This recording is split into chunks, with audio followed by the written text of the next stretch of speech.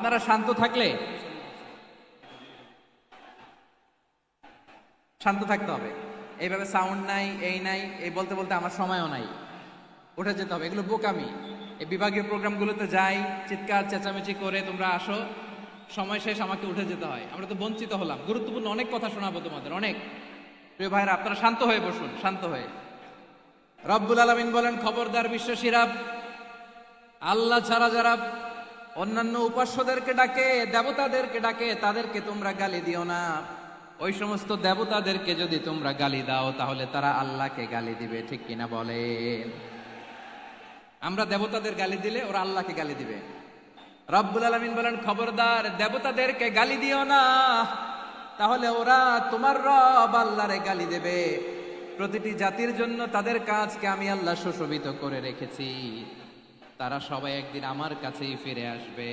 এরপর আমি রব্বুল আলামিন তাদের আমলনামা তাদেরকে জানিয়ে দেব। সুবহানাল্লাহ পড়ে। প্রিয় ভাইয়েরা, আল্লাহ তাআলা বলেছেন, খবরদার গালি দিও না। আদেশটা কার? আওয়াজ করে বলেন তো। হিন্দুদের দেবতা দেবদেবীদেরকে গালি দেওয়া যাবে না। আওয়াজ করে বলুন প্রিয় ভাইরা, এই আদেশটা কার? এই আপনাদের গলার আওয়াজ। অন্য ধর্মের দেবতাদেরকে যে গালি দেওয়া যাবে না, এই আদেশটা কার? আরো জোরে বলুন, কার? গালি দিবেন কোন দেবতাকে? দিবেন? যদি দেন, তাহলে ওরা আল্লাহরে গালি দিবে। তাহলে আল্লাহরে গালি খাওয়াইলো কে? আপনি, ঠিক কিনা বলেন? আমি আল্লাহকে গালি খাওয়ানোর কারণ হলাম, কারণ আমি যদি গালি না দিতাম, ওরা আমার রবকে গালি দিত না। আওয়াজ করে বলেন ঠিক কিনা?